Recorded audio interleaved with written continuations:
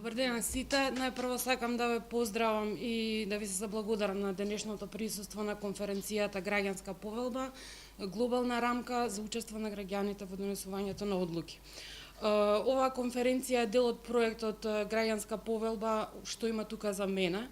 Пилот проект кој што Цивил го работеше заедно во соработка со Меѓународниот центар за граѓанско општество, чиј представник имаме тука денеска со нас. Преку овој пилот проект кој траеше 2 месеци, Цивил продолжи со промоција на граѓанската повелба низ две општини во земјата, во Скопје и во Куманово. Велам продолжи затоа што веќе неколку проекти кои што Цивил ги реализираше изминативе години се однесуваат токму на оваа граѓанска повелба и значи се однесува на граѓанската повелба и ова е само уште еден сегмент во нашата борба за промовирање на истата, затоа што веројатно сме една од многуто организации кои што буквално се пронаоѓаат во секој сегмент од истата и буквално успеавме да ја вклопиме во сите наши проектни активности како организација која што се бори пред се за човековите права и слободи. Во изминатите 2 месеци, значи, направивме многу теренски активности, работевме со анкети со граѓаните, потоа имавме работилници на кои што имаше представници од најразлични сектори, значи представници на локалната власт, денеска се исто тука меѓу нас, представници на бизнис секторот, представници од медиумите, представници нели на граѓанското општество. На овие работилници кои што се работеа во Скопје и во Куманово имаше навистина добри идеи за тоа како може да се оствари една меѓусекторска соработка помеѓу сите овие сектори за да дојдеме до она што е конечна цел на оваа граѓанска повелба, а тоа е еден поширок простор за делување и активност на граѓаните во борбата за човековите права.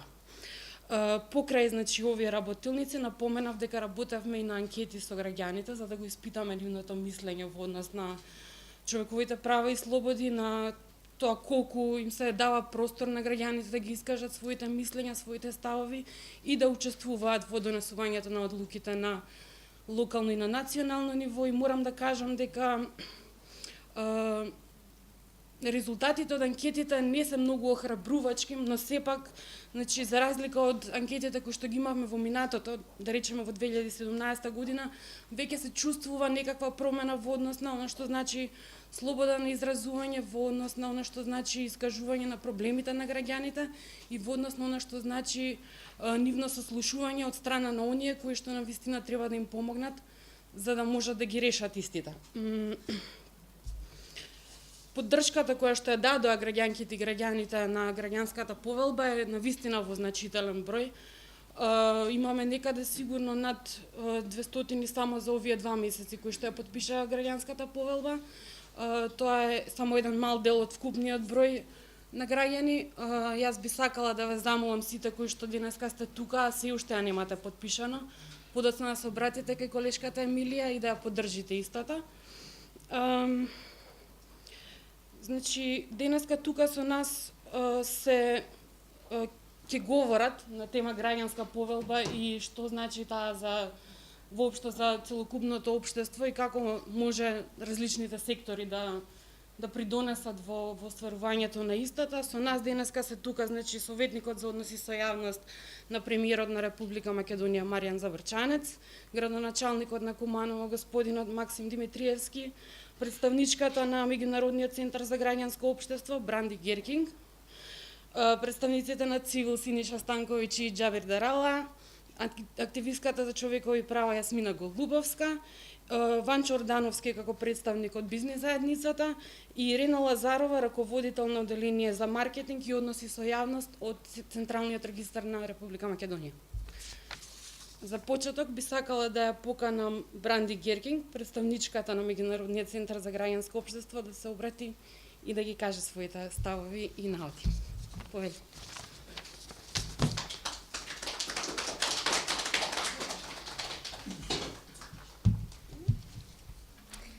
Thank you very much for letting me speak with you today. Ви благодарам многу што ми дозволивте да ви се обратам денес.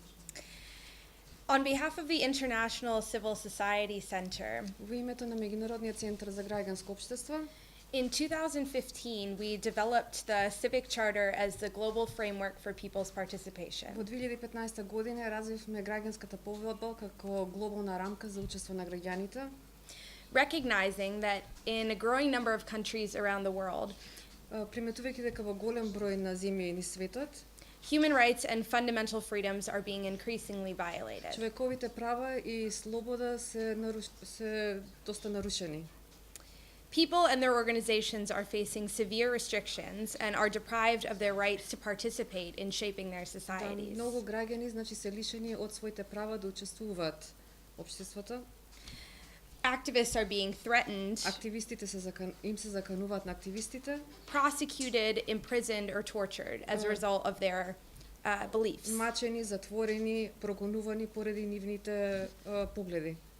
Civil society organizations are stigmatized as foreign agents, Организациите на граѓанското општество се стигматизирани како странски агенти и екстремисти, and even in countries with a strong democratic track record, па дури и во земји кои што имаат навистина висока демократија, such as the United States or the United Kingdom, како што се САД и Велика Британија, people's participation in public decision making is учеството на restricted. граѓаните во процесот на донесување на одлуки е доста ограничено.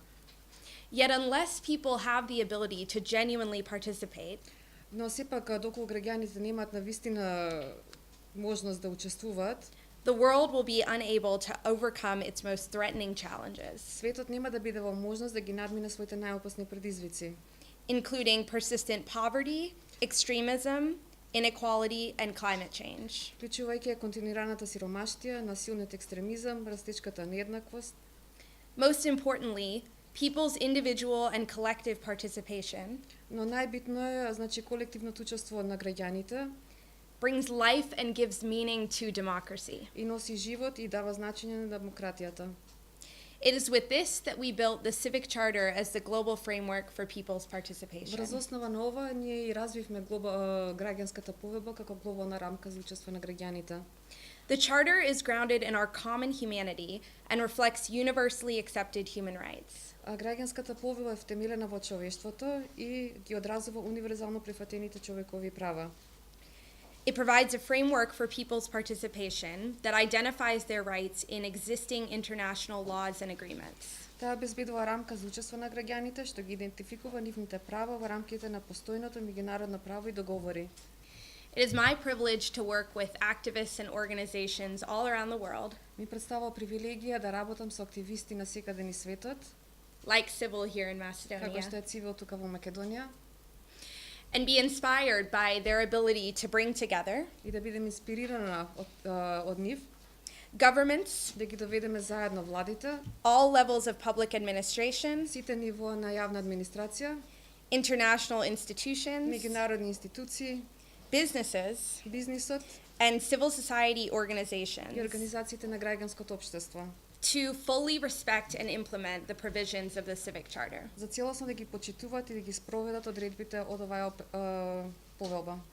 I'm happy and inspired that it seems to be the case Навистина сум среќна и сум инспирирана во овој случај, that here in Macedonia there is a level of respect што тука во Македонија постои ниво на почитување from all sectors within од society сите сектори во општеството to respect basic human за rights почитување на основните човекови права and fundamental freedoms. и фундаменталните слободи. Thank you again for having me today, Ве благодарам уште еднаш што ми дадовте можност да сум денес тука and I look forward to working with you all. и се надевам да соработувам со вас. Thank you.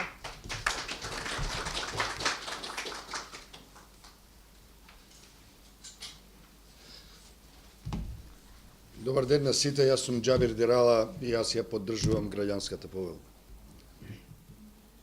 Јас ќе се јавам повторно на оваа говорница на самиот крај од овој настан, бидејќи сакам да ги слушнеме нашите денеска ценети говорнички и говорници кои ќе зборуваат од различни аспекти. Само за почеток би сакал да кажам дека оваа граѓанска повелба се однесува на сите, може да ги обедини сите и може да пружи можности за партнерства и соработка буквално од сите сектори кои ги спомена и мојата колешка Маја и мојата колешка Бранди,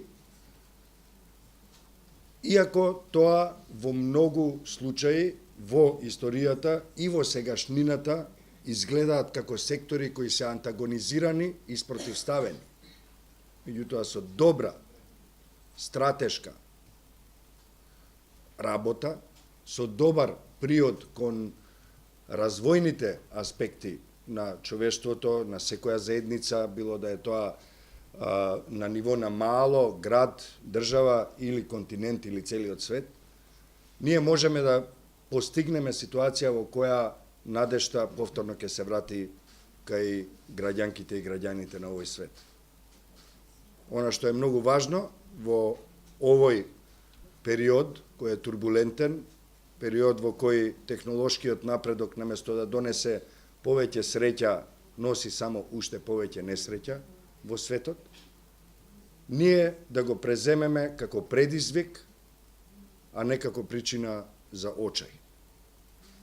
Со оваа среќна и се надевам енергизирачка мисла, би сакал да го поканам првиот говорник, потоа и вториот веднаш потоа.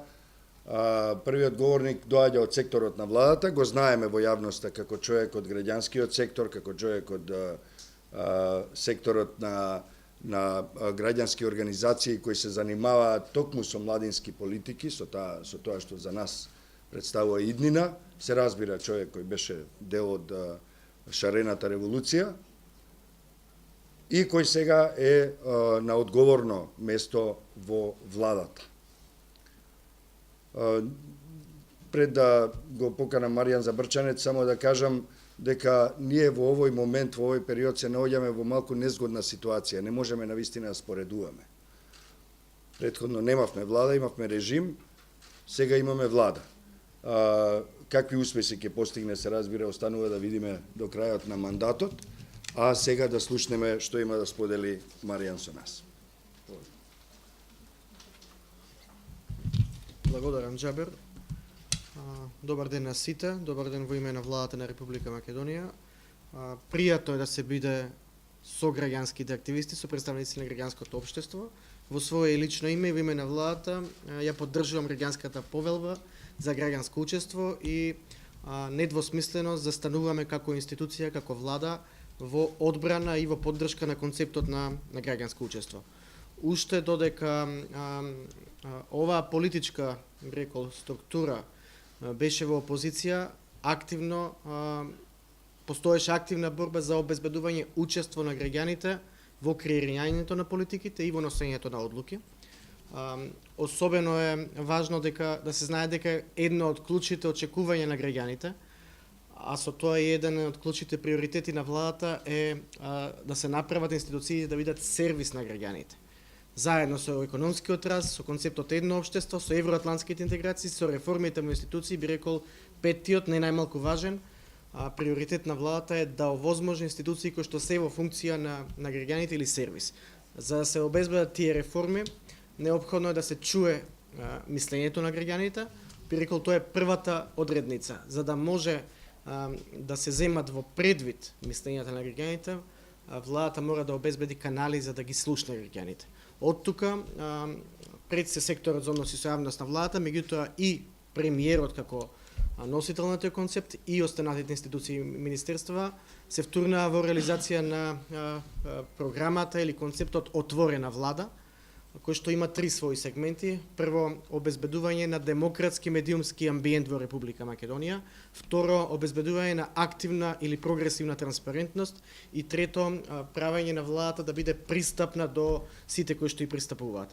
По однос на обезбедувањето демократски медиумски амбиент, ќе подсетам дека укинато е владиното рекламирање со цел да се оневозможи ова или било која следна влада повторно да ги впрегнува медиумите во пропагандни цели, во ширење лаги и манипулации против граѓаните.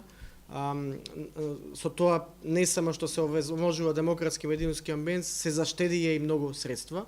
Чисто една компарација во 2015 за пиар, пропаганда, односи со јавност, маркетинг и пиар агенции биле потрошени 5,5 милиони евра пари на граѓаните. Денес, ако земеме проектиран период јуни 2017, јуни 2018, сумата која што владата ја користи за комуникација со граѓаните 10 пати помала од претходно наведената. Во делот на активна транспарентност ќе потсетам дека редовно се објавуваат владините записници од владините седници. Комуникацијскиот сервис на владата редовно одговара на сите прашања на медиумите, воведени се редовни неделни брифинзи и пресконференции после секоја владина седница, како обврска на портпаролот и на секторот за односи со јавност, секоја среда. Поднатаму се објавија сите трошоци, лични службени трошоци на во прва фаза министри, заменици министри и државни секретари. Сакам да најавам дека листата на функционери, носители на јавни функции кои што ќе ги објавуваат своите трошоци ќе се шири. Значи и други ешалони од власта ќе мора да преземат ова обврска и најавувам дека владата овој концепт на активна транспарентност ќе го понуди и алатката за отчетност ќе ја понуди и на локалните самоуправи и на другите нивоа на власт во оваа држава. Таму немаме юрисдикција да наметнеме, да донесеме одлука, меѓутоа како концепт на активна транспарентност, како методологија ќе го понудиме и на другите нивоа на власт. Во делот на пристапност, знаете дека владата ги декласифицираше многу од информациите кои што беа претходно класифицирани, ги декласифицираше за да се овозможи на сите заинтересирани граѓани, think tankoви, организации, заедници да имаат полесен пристап до информациите.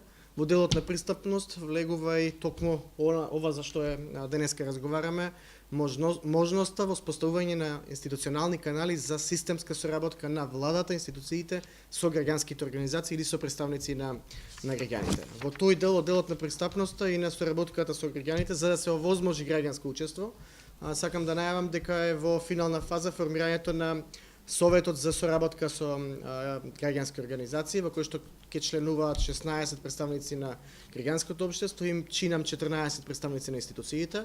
За подсетување, претходно имаше процес на меѓусебно гласање, че представниците на граѓанските организации самостојно беа избрани од редот на граѓанските организации, тие меѓусебно се спроведува систем на гласање. Се очекува на една од следните седници на влада и официјално овој совет за соработка меѓу владата и граѓанското општество да биде формиран.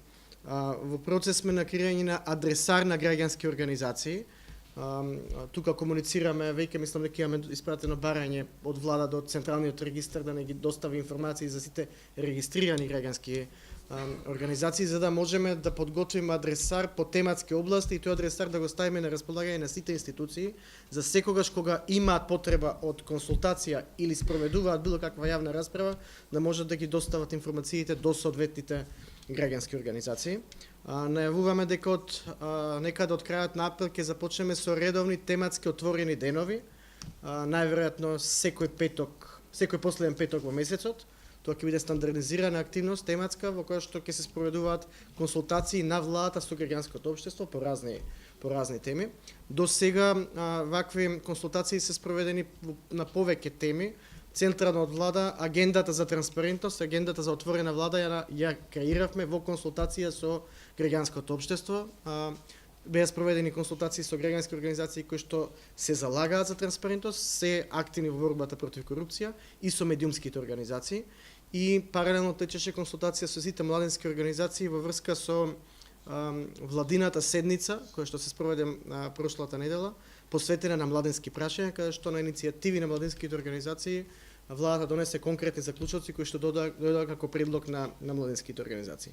Конечно, во тек е процес на отворање на јавна расправа врска со потребите од измена на Законот за здружение на граѓани и фондации, иницијатива која што потекна од повеќе граѓански организации, пред се оние здружени околу Blueprint иницијативата, меѓутоа потребата, аргументи за потреба од измена на Законот за здружение на граѓани и фондации имаше во други анализи, и меѓународни и домашни, ќе се отвори таа јавна расправа, веќе би рекол мобилизирано и Министерството за правда, за да се види најпрво потребата и во кои сегменти е неопходно зајакнување на содржината, унапредување на содржината на овој закон, да биде во функција на обезбедување една овозможувачка околина за граѓанско учество и за можност за да граѓаните и граѓанските организации учествуваат во моделирањето на општеството како што пишува во самата повелба. Уште еднаш ја поздравувам оваа иницијатива и сакам да ги охрабрам сите граѓански организации да пристапуваат кон владата. Ние можеби нема да бидеме во можност секогаш кон сите навреме ние да пристапиме, меѓутоа и тоа како сме отворени да учествуваме и на вакви настани и да бидеме партнер на секоја граѓанска иницијатива која што доаѓа кон нас. Ви благодарам.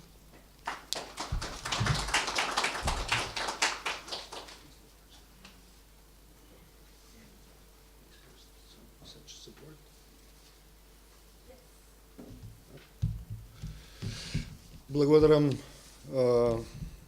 до представникот на владата за овие до некаде дури ексклузивни информации што ги сподели со нас. Во кратка консултација со колешката Бранди Геркинг од Меѓународниот центар на граѓанското општество, дознавам дека ова е првата влада или првата изјава која доаѓа од волку високо ниво за поддршка на граѓанската повелба, глобалниот документ за граѓанско учество. И тоа е навистина убава информација, убава вест за граѓанското општество и воопшто за сите граѓанки и граѓани во земјата. А сега би сакал да го поканам и првиот градоначалник на Балканот кој ја поддржа граѓанската повелба, Максим Димитриевски, градоначалник на Куманово. Добар ден на сите, почитувани организатори на оваа конференција, представници од ЦИВИЛ, почитувани учесници на оваа конференција, на вистина е голема чест да се биде денеска овде, да се говори на една многу битна тема за развојот на македонското, нашето општество, бидејќи доколку сакаме да создадеме здраво, воздигнато општество, првенствено неопходно е да создадеме здрава индивидуа. Значи, индивидуа која што во рамките на сите оние позитивни акти кои што се во државата ќе има своји права, но и обврски. А суштинските права се токму тие граѓанските, елементарните човекови права и слободи. Сум бил во позиција, нема да говорам од аспект на политичар, ќе говорам од аспект на граѓанин. Сум бил во позиција и да ми бидат кршени граѓанските права, во голем број на случаи, особено изминатите 2-13 години назад во Република Македонија, но и денеска сум во позиција да добијам евентуално можност и да прекршам некое граѓанско право. И верувајте ми, кога ќе се направи анализа, границата е многу мала од тие две нешта. Првенствено се базира врз менталниот склоп кој што како индивидуа секој од нас го носи, и сето тоа мора да биде дефинирано согласно прописите кои што се на сила. Ја поддржувам иницијативата на ЦИВИЛ во делот на целосно исполнување на граѓанските права, бидејќи сметам дека локалната власт, како исклучително битна во делот на реализирање на власта на граѓаните во државата, бидејќи доколку владата има обврска да ја менаџира државата, процесот на живењето е делот и обврската на нас, градоначалниците, и на институциите на локално ниво, а тоа се советите на општините и градоначалниците. И верувам дека овој тренд ќе следи во Република Македонија, бидејќи нас правата ни се повеќе од потребни. Но за да постигнете одредено ниво на исполнување на права, првенствено треба да бидете мотивирани и сами да ги побарате. Ми се случува како градоначалник да дојде граѓани и да вели јас го барам тоа и тоа право, но градоначалник вие побарајте го тоа во моје име. Јас не сакам да се декларирам, нашето општество е се уште заразено и не се чувствувам сигурен да си ги побарам собствените права. И тоа е погрешен пристап. Апелирам од овде до сите вас кои што се општествено одговорни луѓе, кои што првенствено доаѓате и од владиниот, но првенствено од невладиниот сектор, да ги мотивираме сите граѓани да ги бараат првично собствените права, бидејќи не може да се бори за нашите права никој друг во наше име доколку иницијативата не тргне од нас.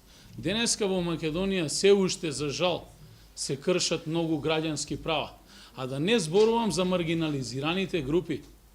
Не сакам да го изустам тој збор, но за жал дефиницијата е таква. Се уште имаме одредени групи на граѓани во општеството кои што не можат да ги исполнат основните права. Денеска инвалидизираните лица или лицата со попречености се оставени на маргините на општеството и никој не води сметка за нив.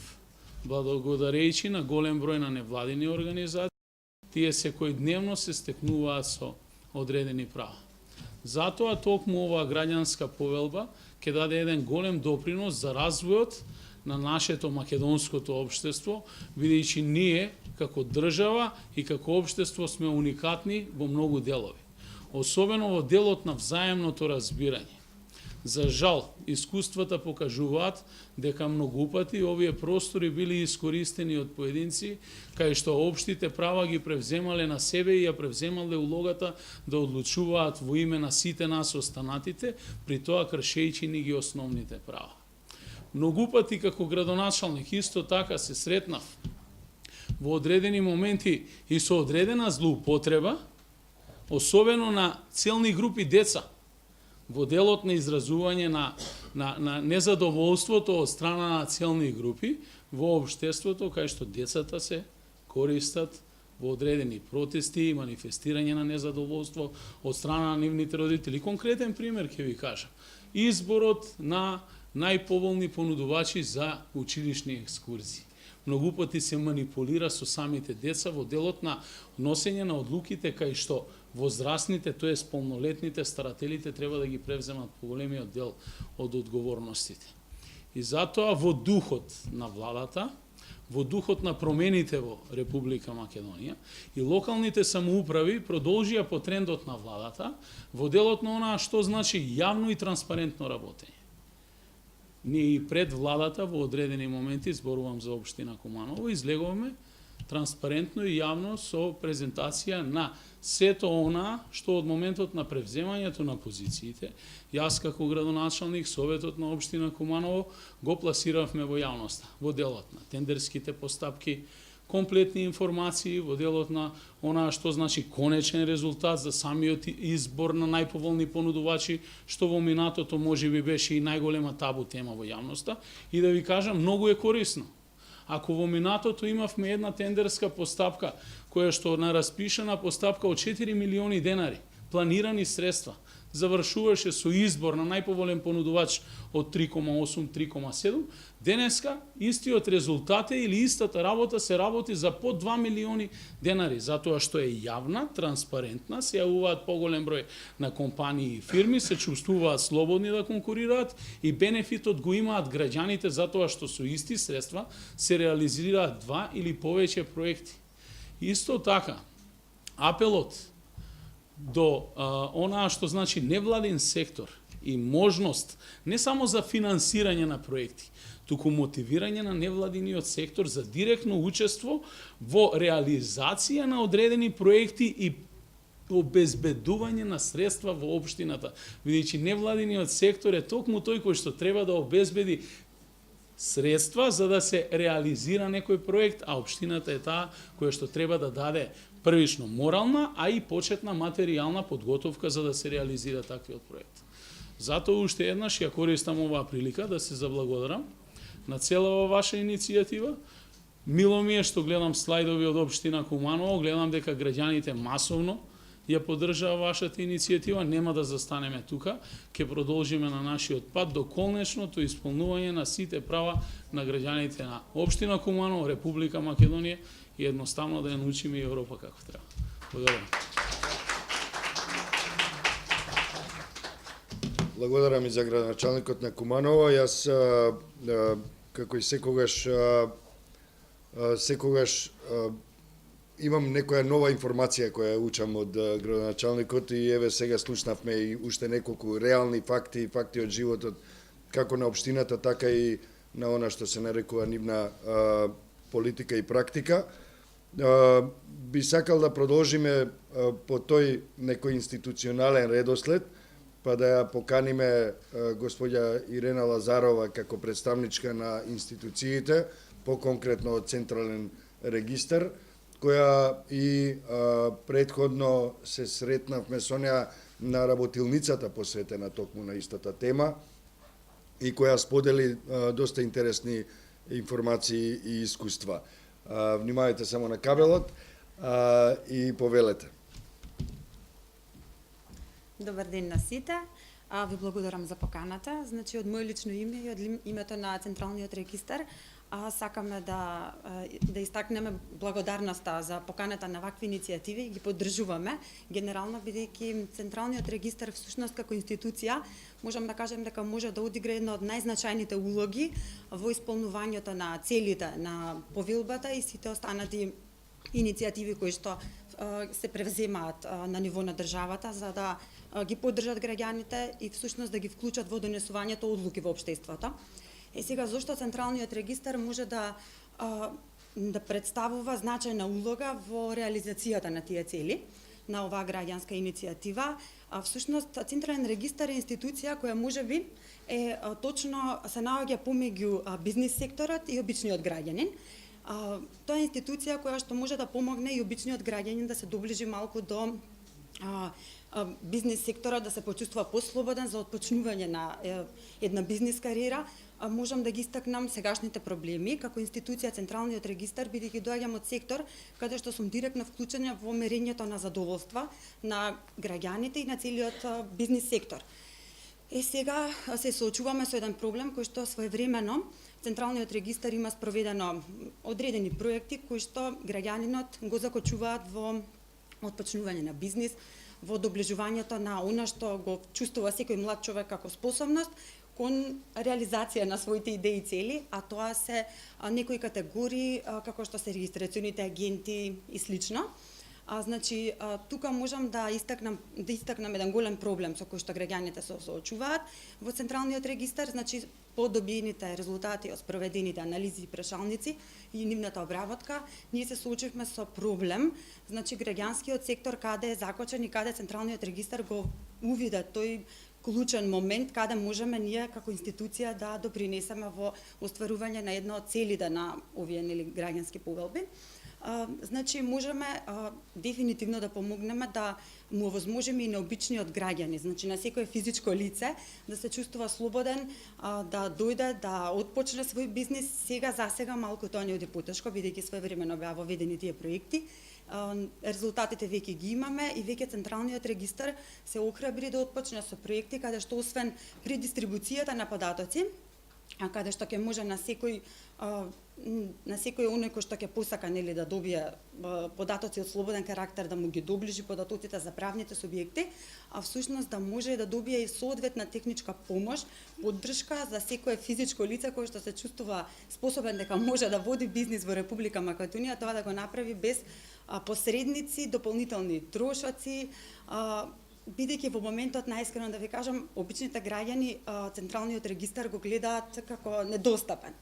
Меѓутоа, голема благодарност до амбициозноста на сегашната директорка, која што отпочна со голем број на проекти, кои што некои се веќе во завршна фаза, како проектот за единствена точка за контакт со корисниците, сите корисници на Централниот регистар, односно проект кој што на едно место ќе им овозможи на сите граѓани да можат да ги добијат податоците од сите регистри во регистарот. Исто така во тек значи и проект со кој што ќе може секој граѓанин значи да добие во Централниот регистар соодветна помош со која што ќе се охрабри, ќе може, меѓутоа ќе ни требаат и помоши од останатите институции алки, бидејќи Нели секој проект реално за да се заврши зависи многу од останатите институции кои што се сите нели една алка во едно успешно општество.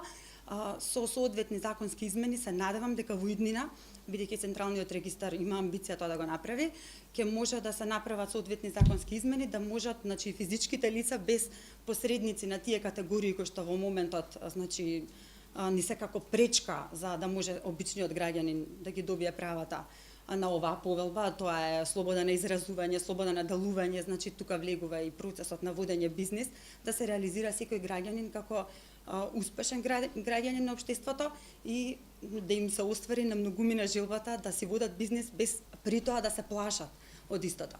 Така да Централен регистар е волен и понатака да продолжи да се работува значи со сите иницијативи кои што ги опфаќаат не само оваа повелба, туку и понатака, кои што ќе се превземат и ќе отпочнат значи проекти со цел да се овозможи не само на бизнис секторот, туку и на граѓанскиот сектор заеднички да исполниме услови за успешно општество. Ви благодарам. Добро, пред да преидеме на оние кои сепак претендираат на тоа да бидат свеста и совеста на општеството, а тоа е граѓанското општество, извинете за тоа што на некој начин го истакнувам овој сектор како авангарден, доколку сметате дека поинаку се разбира, ве предизвикувам да се тркате со граѓанскиот сектор. Мислам дека она што го зборуваше Ирена многу добро се надоврзува на дискусијата која ќе ја побараме од Ванчо Ордановски, кој е представник на бизнис заедницата, човек кој доаѓа од еден специфичен сектор во самата бизнис заедница, ќе го заклучите тоа веќе претпоставувам од првата реченица, ако не и од изгледот на Ванчо. Мислам дека треба повнимателно да го послушаме, бидејќи во тој брифинг што го имавме вчера со него, дознавме податоци и погледи, перцепции во поглед на бизнисот како на национално, а уште повеќе на глобално ниво, кои мислам дека ќе ве заинтригираат, ако не и фрапираат. Ванчо внимателно на кабелот и повели да го споделиш своето гледиште. Здраво. Добар ден. Јас сум Ванчо Ордановски. Доаѓам овде како представник на бизнис секторот. Мојата фирма е Инфопроект. Се бавиме со висока IT и технологија долги години. Јас се разбира, ја поддржувам граѓанската рамка за учество на граѓаните во обликувањето на нашето општество и што тука ја потпишав. Така што овде сме сите заедно едни од со исто мислење.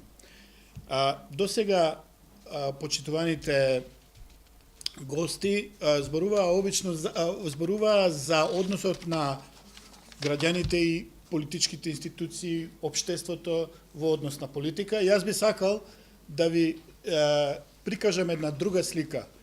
Една слика на која што секако се однесува на слободата на граѓаните, но е поврзана со технологијата. Цел живот работам во технологија и сметам дека ова ќе ви биде интересно да го слушнете. Дали на некој нешто му значи датумот 29 август 1997? За љубителите на филмот, одма ќе ви кажам, тоа е фиктивен датум кога фиктивната мрежа Skynet во Терминатор стана свесна и се обиде да завладее со светот во еден паралелен универзум. Но, интересно е што таа фиктивна иднина, всушност минато 97, но иднина, почна да се остварува и во сегашната реалност. Сакам да ви укажам на еден однос на граѓаните кон технологијата, која што толку радикално се менува во последниве години, а ќе се менува и во наредните, што мораме да размислиме и за тој аспект на слободата на граѓаните во односот со технологијата. Сведоци сме уште денес на огромен напредок на вештачката интелигенција, на автономните компјутери, автономни возила, некои машини кои веќе стануваат полусвесни или свесни и можат да влијаат на слободата на граѓаните. И во односот на граѓаните со технологијата. За жал, пред некој ден имаше несреќа каде што едно автономно возило, првата жртва ја имаше прегази некој пешак во Америка.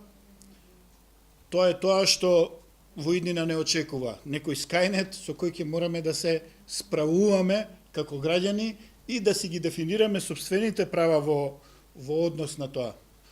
Касимов, еден од големите писатели на научна фантастика, ги има воспоставено уште пред многу години, пред 50 години, правилата за основните правила на роботиката, дека робот не смее да повреди човечко суштество, ниту да биде пасивен во заштита на добробитот на луѓето, но очигледно дека не се прифатени сите тие правила, затоа што еве имаме и првата жртва.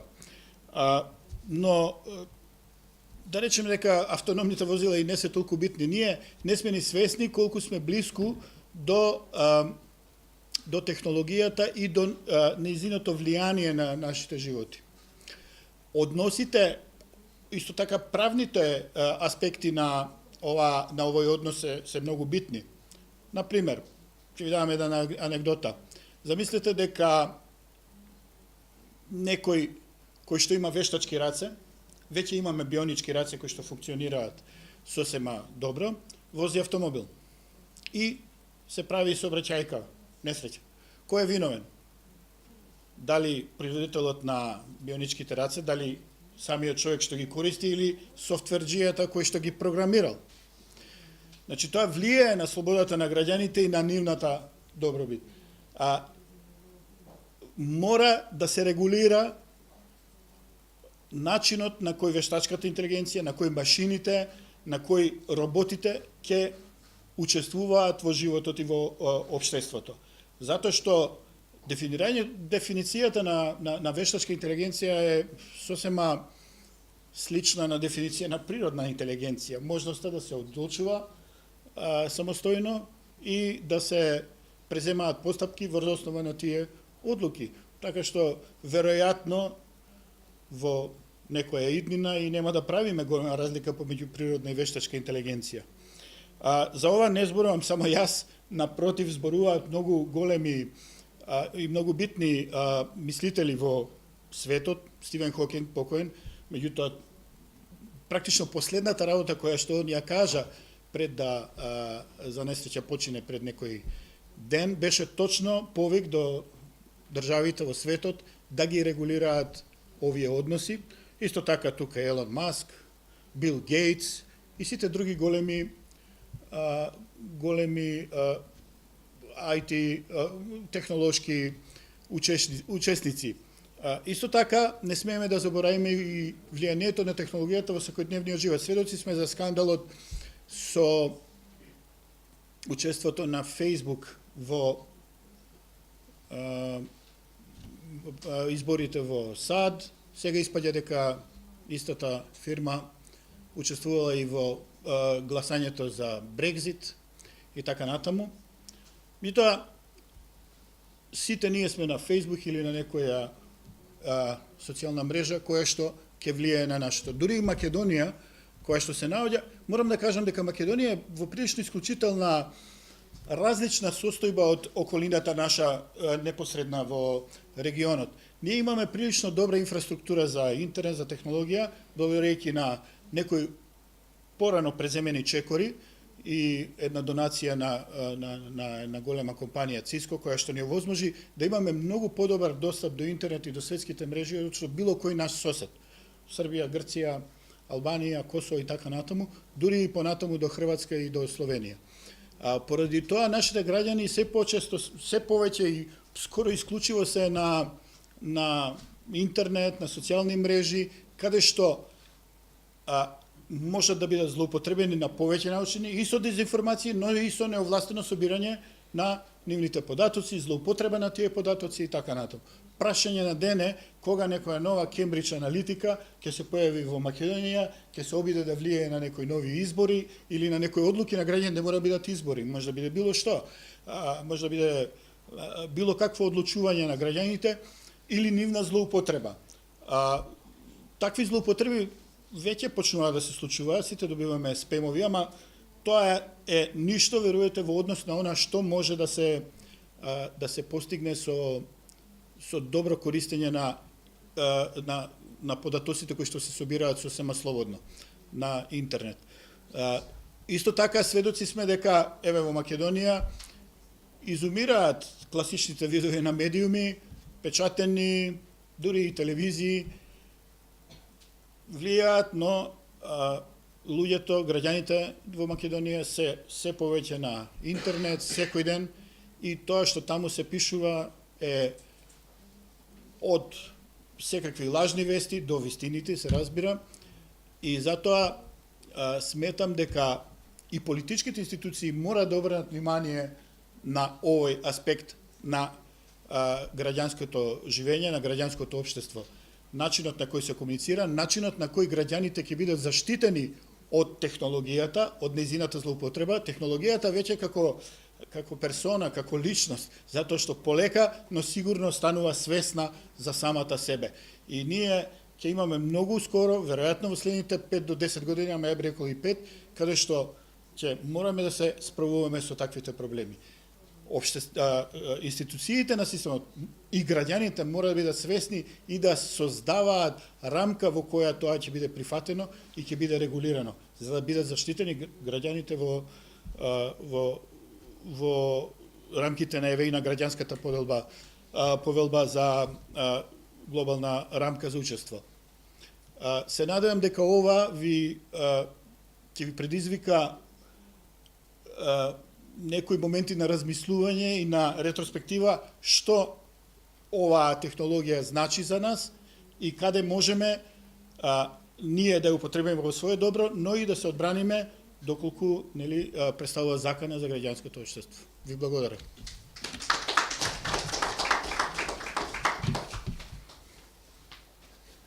Благодарам, Ванчо, за оваа футуристичка, но сепак реална и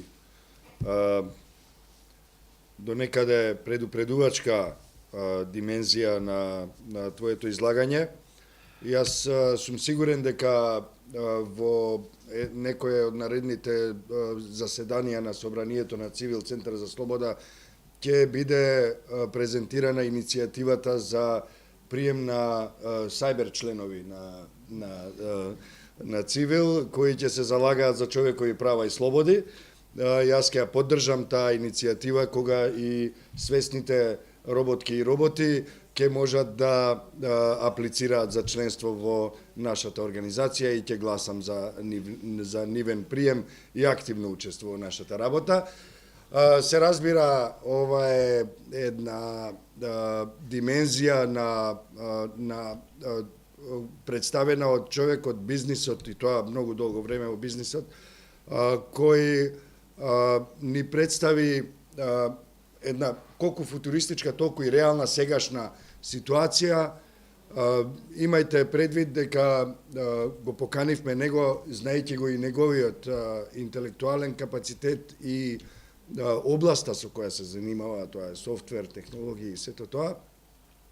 А не поканивме некој газда на, да речеме, текстилна фабрика од какви што има во Македонија, каде што сепак луѓето кои работат таму и ден денеска се соочуваат со сериозни предизвици, да се изразам најблаго. Ова што го зборуваше Ванчо, еве во кратка консултација со Синиша, мислам дека многу добро ќе го надоврзе тоа што има Синиша да го сподели со нас денеска, па затоа јас би сакал да ја замолам Јасмина Голубовска да го смениме редоследот и јас и она ќе бидеме на крај. А сега го поканувам Синиша Станковиќ, инаку новинар, драг колега и пријател и активист за човекови права и слободи. Повели, Синиша. Добар ден. и како новинар и како дел од цивил нормално ја поддржувам Граѓанската повелба, поради тоа што мислам дека вклучувањето на граѓаните, цврсто сум уверен во тоа, дека вклучувањето на граѓаните во обликувањето на нивното, нашето општество е неминовно доколку сакаме оваа држава да продолжи да функционира. На истекот на третата деценија од екзистирањето на Македонија како независна и суверена држава, ние кај да ќе станеме држава со сите нишани, лека полека, нешто со наша заслуга, нешто со помош на пријателите од странство.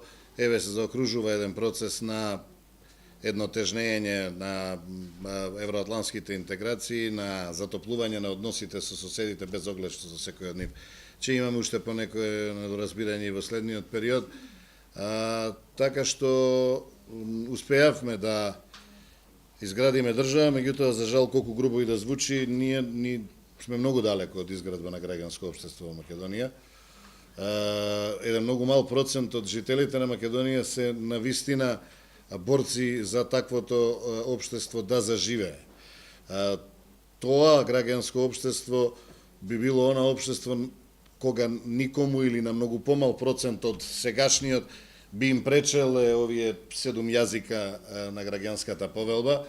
Најкрупен е англискиот нормално како јазик на иако ни оддалеку не е јазик на кој најмногу зборуваат на планетата, има и други по јазици на кои зборуваат милиарди.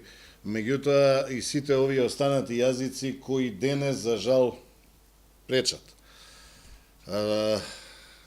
Последниот текст, анализа за политичката ситуација во Македонија минатата недела го насловив нешто државата во кој јазикот на омраза е службен јазик. Се додека е така, овие 6, 7, 15 јазика, колку и да не има во таа македонска салата, ќе ни пречат. И токму затоа јас тврдам и се залагам да ја прифатиме граѓанската повелба и секој во рамките на своите способности да работи секој во својата сфера на влијание.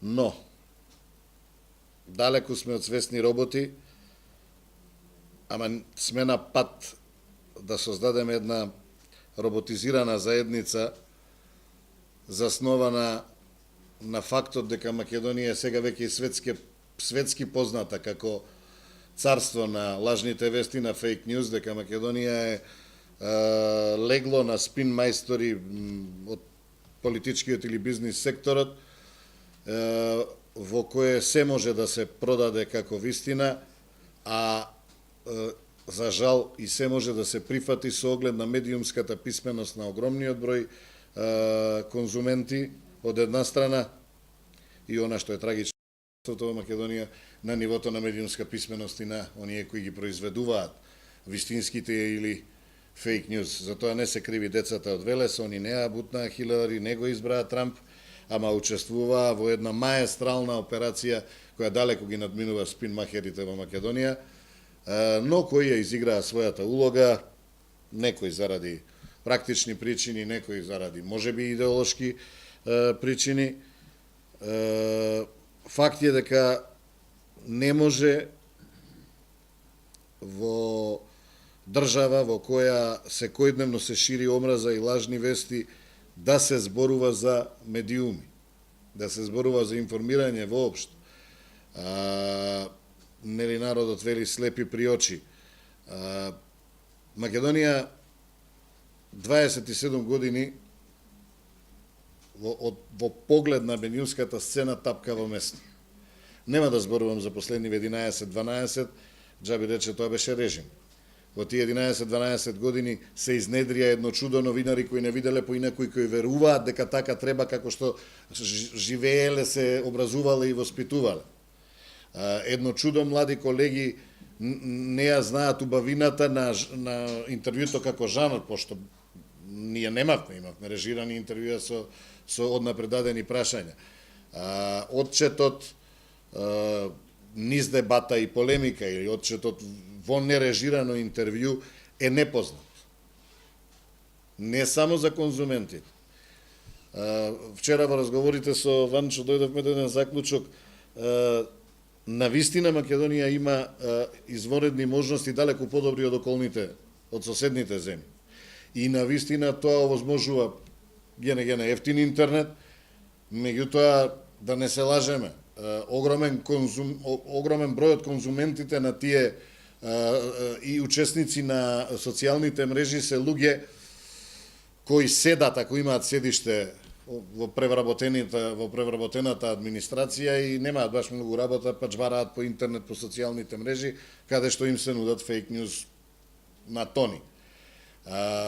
Тоа не би било така доколку би постоеле, веќе немаме логика, ги делиме на традиционални, класични и нови медиуми, нема веќе на стари медиуми. Ама факт е исто така дека во Македонија весниците не умреа заради победата на технологија, туку беа згаснати. Имаме 4 весника во Македонија, сите се жали Боже главно. Едниот е бесплатен и независен, вториот има собственик од соседството, од севера, а другите два се, едниот е реликт на едно време кое се надевам нема да се врати, кој идолно са сите стандарди во новинарството, и четвртиот е, првиот весник на македонски јазик некако обстојува, како тоа го знаат само новинарите кои таму работат.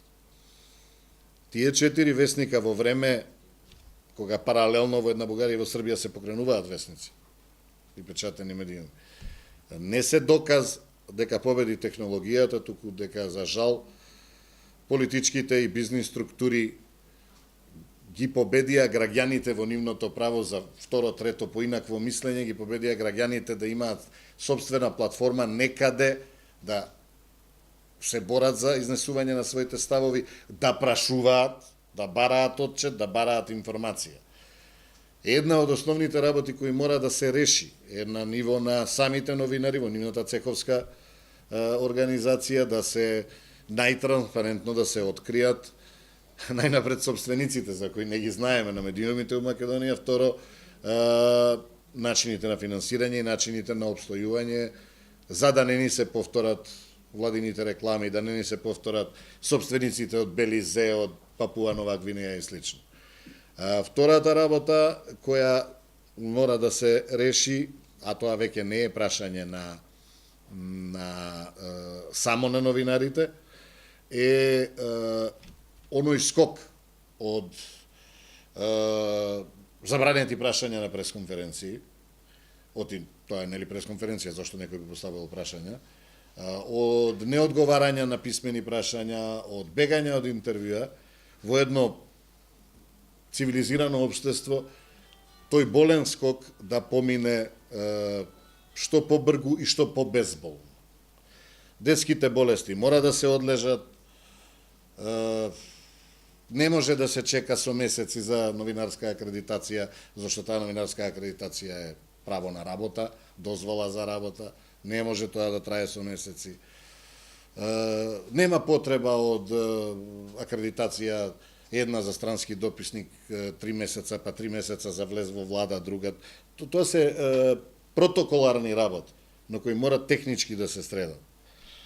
За граѓаните на вистина да учествуваат во обликувањето на општеството, мора да имаат подршка од новинарите, и тоа е она што кога ги се набројувани оние 10 права на граѓаните, не случајно првото и второто се слободата на изразувањето, на мислењето, во јавноста, на изнесување на политички ставови и све останато, и слободата на информирањето, односно слободата, достапноста до информациите.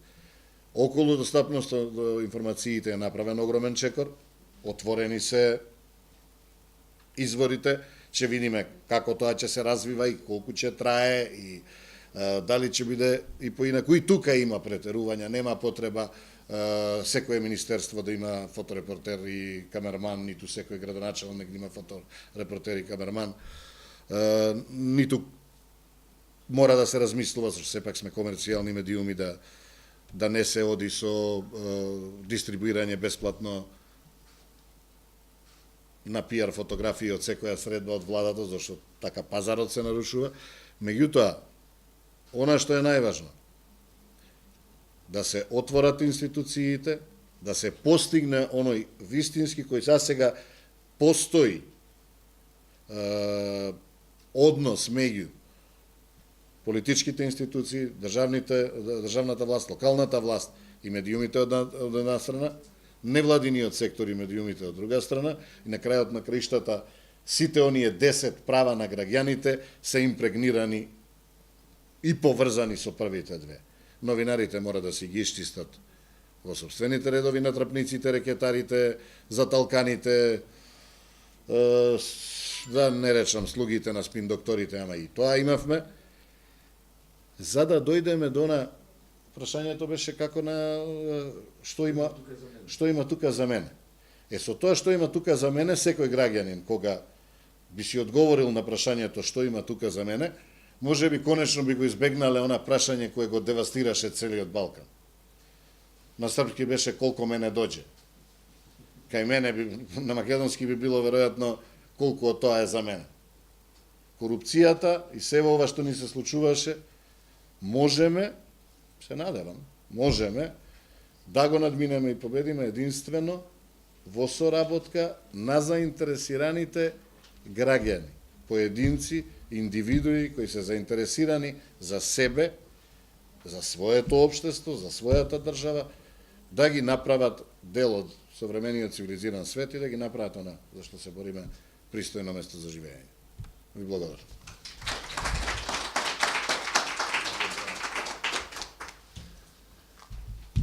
Убав инспиративен говор на Синиша и како што се приближуваме кон крајот, така јас се помалку ќе имам што да кажам на крајот, но секако дека ценетите другарки и другари, дами и господа, во оваа просторија ќе имаат што да искоментираат, да кажат и ќе имаат можност, се разбира, да дојдат овде. Сега би сакал да ја поканам другарка Јасмина Голубовска, која ја знаете сите како активистка за човекови права, искусна во граѓанскиот сектор и интелектуалка која секогаш своите размислувања знаеше гласно, јасно, недвосмислено да ги искаже и на улица тогаш кога немаше никаков друг простор за такво нешто. Овели Јасмина.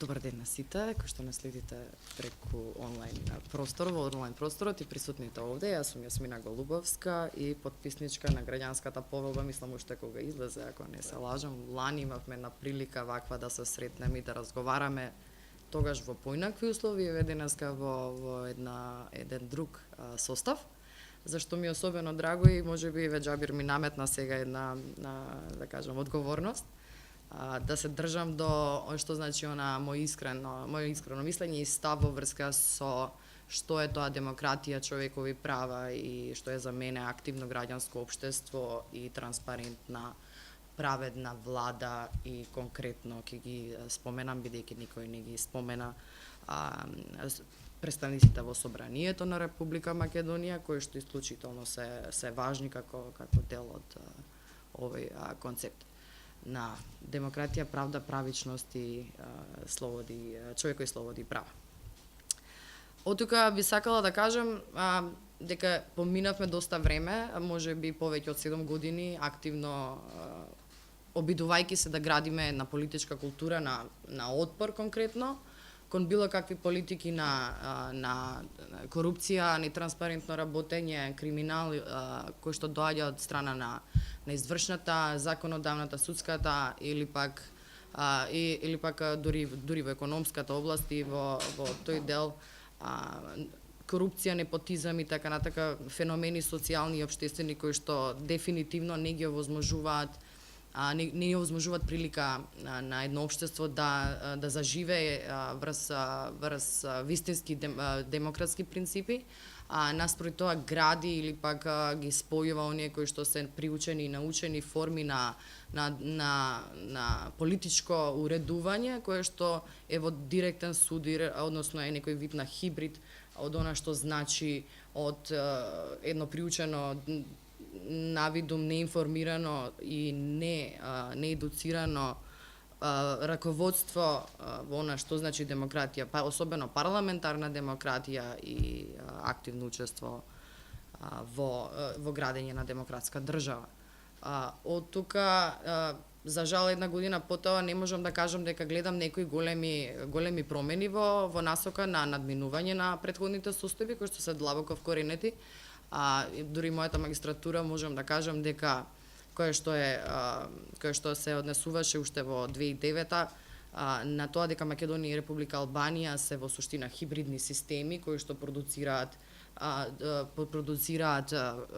голем степен на недемократија, голем степен на авторитарно однесување и вкоренето авторитарно однесување во самиот политички систем за контрола на населението и контрола врз ресурсите природни истекнати со кои што управува, така и денеска не гледам некои сериозни обиди за промена на таков вид на политики, односно повторно се соочуваме со носење на површни политики кои што формално правно задоволуваат можеби нечив интерес на некоја помала група или поголема група, меѓутоа како општество во целина не ги гледаат или пак земаат предвид интересите на сите. Зошто тоа го велам и каде тоа го приметувам? Го велам тоа затоа што можам да кажам дека за мене ефективен пристап до правда, ефикасен и лесен, би значело ревизија на 10 годишното законско, односно незаконско носење на секакви закони, подзаконски акти, процедури, правилници од она претходна монструозна власт. За мене тоа би значило вклучување на правниот факултет, можеби дури на највисоките академски институции во соработка кој што владата би тука истапила да побара помош, искрена помош и отворена помош од овие да кажам актери во граѓанското општество за да го дадат својот придонес. Знаете, ако вие не направите една длабока анализа на она што е носено во однос на изминатите само 10 години, а би требало да се направи од почеток, затоа што е фер едно демократско општество да прави по време на ревизија на она што значи закони во една држава, да го повторно ревидира со уставот и она што си зацртала себе си како пат за да гради едно општество и би направила закони кои што би одговарале на демократскиот принцип, а тоа значи лесен, ефикасен и ефективен пристап до права и правда. Тоа значи дека секој граѓанин ги разбира правата, ги разбира обврските и може да влезе во комуникација, односно да воспостави однос со владата или било која друга институција. За жал, во овој момент луѓето се сметаат дека е доволно ако се само психоаналитично проценети по кликови на интернет, по лајкови, буквално како оваа афера која што сега е актуелна, Кембридж Аналитика, и тоа ги задоволува минимум стандардите на, да кажем, на она што значи мнозинство и тука се завршува. Не. Директен или градење на однос не е градење на однос на кликови, на објава на документи кои што можеби некој ќе ги види, можеби некој не. Директен однос, градење значи директен пристап и комуникација со граѓаните, за да може да ги вклучите сите групи. Имате конкретен пример, би рекла, ги повикувате граѓанските организации да се прави совет, меѓутоа не ги повикувате неформалните иницијативи. А видете, директниот и индиректниот пристап или начините, алатките на кои што пристапуваме до институциите, нас се загарантирани сустав. Од тука таквата сегрегација, да кажам, на оние кои што има директна комуникација со владата и оние кои што немаат, веднаш се јавува. Веднаш се јавува антагонизам и веднаш немаме простор за градење на однос, затоа што градење сепак на однос значи многу работа, доверба, почит на двете страни една кон друга, а не ширење на анимозитет и градење на или обстојување на тој анимозитет со граѓанското општество. И би додала само уште еден тука пример, што ми е доста свеж, за кој што сметам дека треба да се обрати внимание. За мене демократска влада по победата на граѓаните од Казандол во битката за Казандол би требало да извади иконографик за целосната битка на таа неформална иницијатива во тој регион, да подржи битката за Иловица која што следи, бидејќи битката не е завршена и воопшто себе си да не се спомне во објавата на таа вест, затоа што е свесна дека медиумите ќе превземат нивната вест, меѓутоа не и на иницијативата која што од неколку граѓани кои што имаат вакви или такви познавања. Сега тие не може да бидат професионални во односите нели со јавност. И други бројни примери во кои што не гледам простор каде што има вистинско пред се, вистинска волја и вистинска одговорност кон она што значи иднина, особено за наредните генерации. Не гледам вистинска транспарентност, затоа што таа значи поаѓање самите од себе, значи поаѓање, ако зборуваме за транспарентност на институции, тоа значи веднаш поаѓање од законите кои што дозволуваат коруптивен однос помеѓу нели граѓанинот и институциите, веднаш во она што се однесува на трошоци, на злоупотреба на било каква своја позиција или можност за злоупотреба на функција која што се увиде изминативе 10 години, веднаш да се предложи како да се надмине, да се отворат веднаш тие прашања како битни, да се отворат прашањата од тортура, од условите на затворите, условите на болниците, правата на социјално загрозените и на мноштво, ќе кажам, групи во општеството кои се тотално не се занемарени. И на крајот, она што највеќе боли е се занемарувањето целосно на уметниците. И што тоа значи? Уметниците не учествуваат во комуникацијата или во градењето на односот на, да кажам, во оваа насока, затоа што навистина немаат како. За оние кои што се уметници и за кои што разговараме честопати, доаѓаме во она што тие го кажуваат за своите потреби, се дека прво немаат простор, кој што е државен, во кој што може да свири некој или пак да музицира, да слика или пак на друг начин уметнички да се изразува, затоа што уметноста е сепак составен дел од градењето на политичката култура на отпор и е неминовен дел и едноставно не може да се занемари. И доколку една влада тоа го занемарува, вие гледате дека нема интерес да го поттикне или да ги создаде условите за една таква вид на политичка култура која што е отворена, затоа што таквата влада би разбрала дека авторите на авторска музика, особено во различни субкултурни групи во кои што се движат джез, блуз, рок, метал и така натако, сектори кои што навистина се кои што се екстремно битни за развојот на еден друг вид на култура и на разновидност, поттикнува разновидност и прифаќање на различитост на култури, не вложува ниту пак ги воопшто ги зела предвид во било каква програма која што е направил. На крајот ќе кажам дека она што мене ми е исклучително да кажам позитивно во овој период е реформата на влада која што следи. Искрено од тука сакам да пратам порака дека затоа што се надевам ќе биде длабока, дека ќе биде базирана на вистините информации, на добра анализа претходно направена и дека на вистина ќе донесе промени луѓе на позиција кои што ќе може да се носат со потешкотиите, затоа што на вистина имаат многу работа од она што го наследиле, така што ни требаат на вистина луѓе кои што се посветени, ангажирани, кои што имаат вистинска чиста мисла, визија и интерес да не видат сите заедно во едно подобро општество и подобра иднина, да можеме сите ние да видиме една подобра иднина за да може да останеме тука, затоа што кај да е, ако после оваа реформа нема некои особено промени или до наредната година, не оставате, односно владата остава простор да се соочиме повторно со едно враќање и уште со еден процес кој што би бил исклучително тежок доколку за тоа се створат услови, или оваа нереформирана или во моментов не процесуирана судски партија која што се уште функционира, за која што не постои ни привремена забрана за незиното работење, за која што не постои ни привремена, ни замрзнување на имотот, ниту ништо со она што засега си има индикации дека го правела. Не би сакала да дојдеме во ситуација да повторно бидеме мета на 7-годишно тортура, прогон, етикетирање, заокружување и така натака во престојниот период.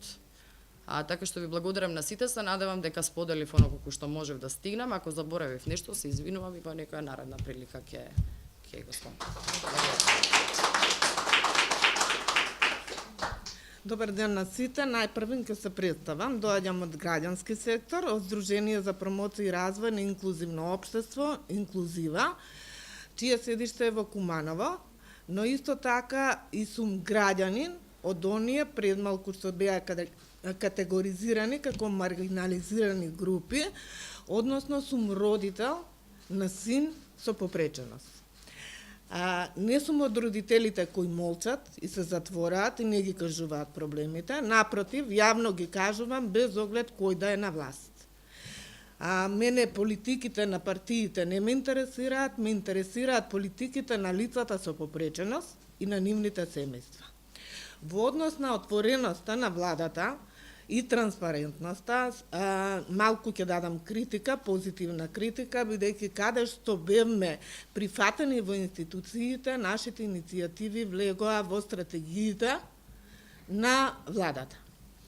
Значи, сајтовите на институциите, па и на владата, не се пристапни и достапни за лицата со попреченост, за да може да бидат транспарентни и пристапни за сите граѓани. Граѓаните со попреченост се граѓани на Република Македонија и имаат исти права како сите останати, но нивните права досега не се почитуваат. И бараме подитно да се превземат мерки. Работевме на проект многу краток, 5-месечен, во Североисточен регион. Општините веќе почнаа да ги адаптираат со наша менторска подршка. Нашата иницијатива влезе во новата стратегија на Министерство за информатичко општество, но сепак од тука треба да преземе и владата мерки за сите информации да бидат пристапни и достапни. Во однос на законите имаме иницијативи за промена на повеќе закони, не наидовме на слух, затоа што предизвикува фискална импликација. Овие граѓани не се фискална импликација, туку граѓани со своји права. И мора нивните потреби да се слушнат, а не политички програми или можни фискални импликации. Како не предизвикуваат фискални импликации на некои луѓе што пред малку Джавир кажа, кои ми се делат бонуси или кои трошат по кафеани.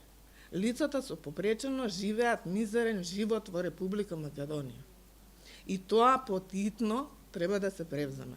Нивните родители 24 часовно се грижат, немаат никаква подршка законска, а се поддржуваат туѓи и со сила законите не тераат да ги сместуваме во институции, а процесот на деинституционализација се спроведува од 2000 година.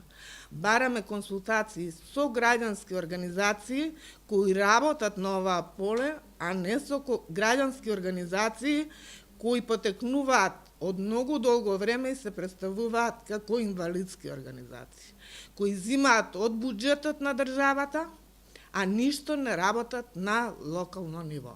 За сега толку, но барам и прием во владата за да продискутираме по повеќе прашања. Благодарам.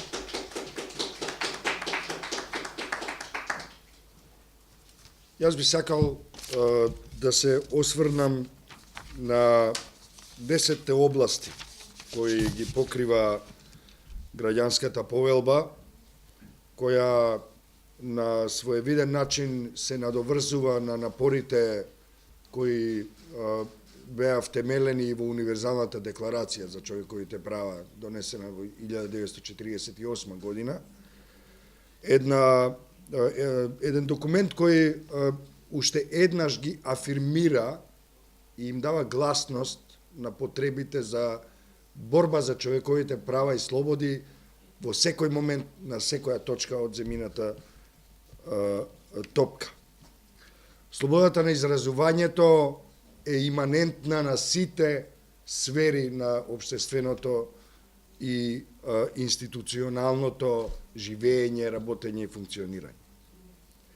И тоа што е многу важно да знаеме и да бидеме многу свесни и секогаш да се спротивставиме јасно, решително, недвосмислено, е дека слободата на изразувањето е просторот каде говорот на омразата, фашизмот, неонацизмот, екстремизмот, радикализмот наоѓаат свое удобно уточиште, токму користејќи ги правата и слободите обезбедени во контекст на слободата на изразувањето, во националните и во глобалните правни рамки.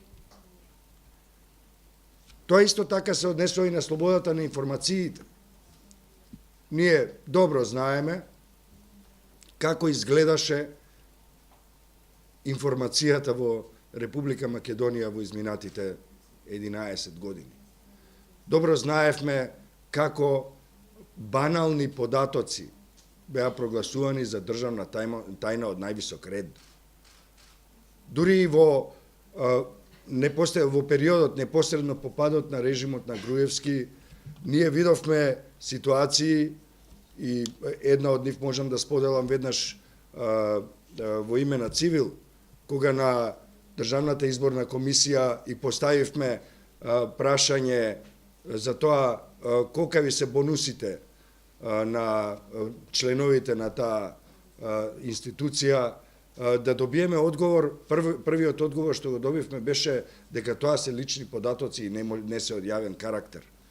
Заведнаш потоа, некоја недела потоа, тие да поднесат оставки токму врз основа на јавниот притисок, жестокиот јавен притисок кој уследи и токму поради тоа поднесоа оставки. Се разбира, ја искористија на подмолен начин слабоста на системот и при тоа беа наградени и со апанажа од парламентарната комисија за именувања, која ги стави под точка разно и не ги ни дискутираше нивните барања за апанажи.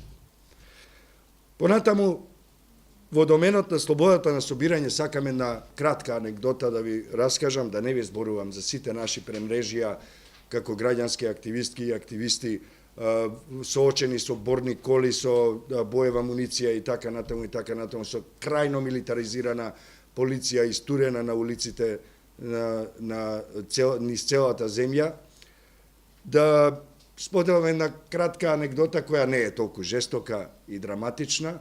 На барањето да направиме мал настан со инфоштанд во општина Кратово во текот на нашиот караван на слободата во 2016 година, одговорот од Дзинголенд администрацијата беше не можеме да ви дадеме дозвола за одржување на тој ваш настан на плоштадот на Кратово, затоа што половината од плоштадот е зафатен со угостителски објект, а другата половина на овој плоштад се користи за слободно движење на пешаците. И не одржавме настан. Што мислите? Одржавме настан. Се разбира дека одржавме настан, бевме подвижни, мобилни, не поставивме ништо фиксно, но бевме таму.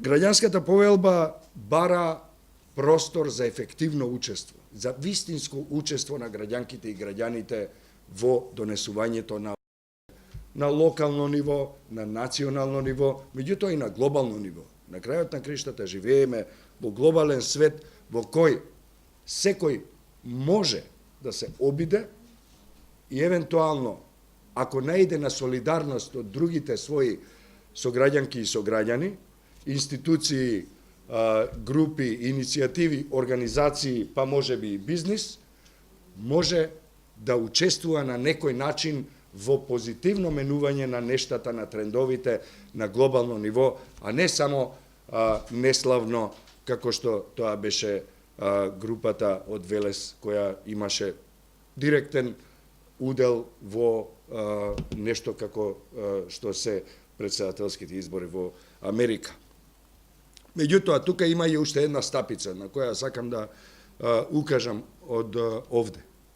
А тоа е дека институциите, без оглед на тоа колку се отворени, колку имаат вистински политичка волја, дури и носат конкретни мерки за да ги отворат институциите, владини, на локално ниво и така натаму, мора да се внимава на уште една стапица која е таму, која се крие веднаш зад првото биро на кое има еден тенок, фин слој на прашина. А тоа е дека постои опасност од бирократизирање на граѓанското општество.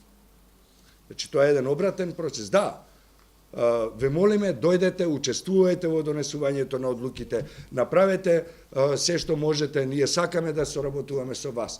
Меѓутоа, поставени се такви односи, такви мерки, такви процедури, кои со најдобра волја, сепак влијаат на таков начин на граѓанското општество што не го бирократизираат.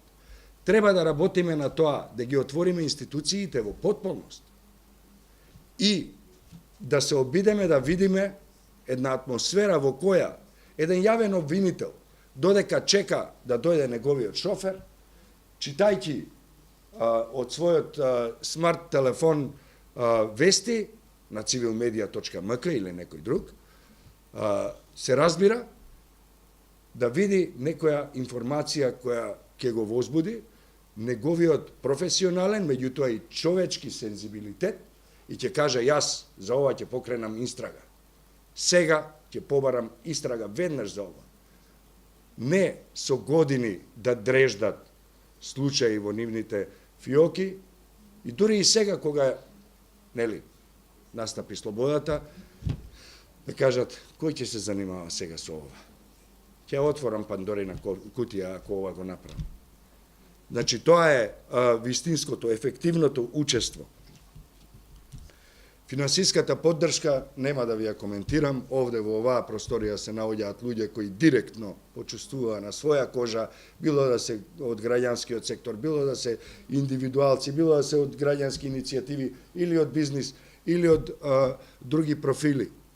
Почувствуваа како изгледа жестоко, брутално да се употребува апаратусот на државата, институциите како што се Управа за јавни приходи, финансиска полиција, судови, се што можете да замислите, па дури и катастар и разноразни бироа за издавање ситни и банални дозволи и лиценци да се употребуваат за жесток притисок на слободата, на правата на секој поединец и на целото општество во целина. Понатаму, ние мораме да работиме на тоа да обезбедиме атмосфера за соработка. И за тоа тука се супер потребни институциите, како на локално, така и на национално ниво. Мораме да ги искористиме буквално сите можности за кои слушнавме и од првиот говорник денеска од владата, да ги искористиме можностите за соработка меѓу себе. Да може утре некој што има добра идеја да отиде кај Ванчо, кој е софтвераш, кој е од бизнис секторот, или кај Ирена, која е во Централниот регистар, која во својот говор истакна неколку многу интересни иницијативи кои треба да се преточат во артикулирано барање до одредени институции и канализирање на потребата на сите заедници кои се во релација со таа институција, а се разбира во тој пример и во релација со сите останати институции во системот. И на крајот на краистата мора да кажеме уште дека обврската да заштити ја има државата. Државата мора да го заштити човековото право и слободата. Државата има обврска да му обезбеди право на глас на секој граѓанин или граѓанка, да го обезбеди своето право, без оглед на тоа во каква ситуација се наоѓа тој или во каква физичка состојба се наоѓа. Мора да му обезбеди таквото право да го искористи на секое место. Секој граѓанин или граѓанка на Република Македонија, во конкретниот случај, има право да бара од државата јасно и недвосмислено да му го обезбеди правото на глас. И да не го тера државата, него или нејзе, тој да си ја заврши работата, да донесе едно чудо документи за да може да добие известно право или слобода. Туку државата да обезбеди можности таа процедура да биде брза, лесна и ефикасна. Слушнавме политичка волја на почетокот од денешната конференција дека постои, треба да ги подсетуваме и понатаму сите што се дел од тој апаратус. И имајте предвид дека ако ние останеме неми и кажеме, аха, беше јас гледав на видео, беше таму представникот на владата кажа дека владата има политичка волја да го реши тоа на најдобар и најбрз можен начин и јас ќе почекам додека тие услови не се создадат. Не. Апаратот е составен од многу делови. Тој не е само на Илинденска број 2 или без број, туку се наоѓа и во бироата, и зад шалтерите, и зад затворените врати, каде што пишува влез само за вработени и така натаму, а вработени не смеат ни да влезат ни таму, и така натаму. Значи, ние мораме секаде да внимаваме тоа да биде навистина исполнето. Зошто? Заради тоа што има многу луѓе, безбројни се тие луѓе, граѓанки и граѓани кои не знаат, не можат, се плашат, оневозможени се на различни начини да се обидат да дојдат до право, до своето право и слобода. Затоа ние имаме морална човечка обврска да бидеме солидарни со нив и да им помогнеме во секој момент може. И на крајот, јавната одговорност, се разбира овозможувачката средина е исто така обврска на системот, меѓутоа и наша обврска, треба да си помогнеме меѓу себе за да си овозможиме повеќе простор и повеќе работа. Значи, се разбира, оној пример со плоштадот на кој половината е на кафана, а другата половина е за слободно движење на пешаците, е една слика која треба постојано да имаме на ум и да кажеме не, извинете, не е баш вака. Треба ова и ова, да го артикулираме нашето барање. И на крајот на краиштата, тогаш кога не можеме да го артикулираме нашето незадоволство или барање, ние како граѓанки и граѓани имаме право, верувајте, имаме право, да кажеме дека не сме задоволни и да не знаеме што е тоа. Имаме право да не знаеме што не ни се допаѓа, а сепак да бидеме незадоволни и да бараме некоја промена. Тие што се поумни и тие што ги имаат алатките за управување со системот, имаат обврска тоа да го канализираат, да го артикулираат, да го разберат и да го спроведат. Затоа што тоа е и нивна одговорност, која, впрочем, е јавна. Јавната одговорност е секако една од најважните компоненти на која се инсистира во оваа граѓанска повелба. И се разбира во безбројни други документи кои се дел и од нашиот устав, Уставот на Република Македонија, дел се од законската регулатива, но исто така се дел и од меѓународното право, чии носители се меѓународните институции, а нивните правни норми на меѓународно ниво и ние сме ги ратификувале во најголем дел во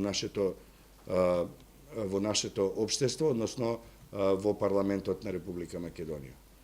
Тоа значи дека имаме доволно услови, имаме доволно основа, само треба да се помрднеме и да го бараме просторот за граѓанско дејствување назад. Односно, само на тој начин можеме да одиме напред. Ви благодарам.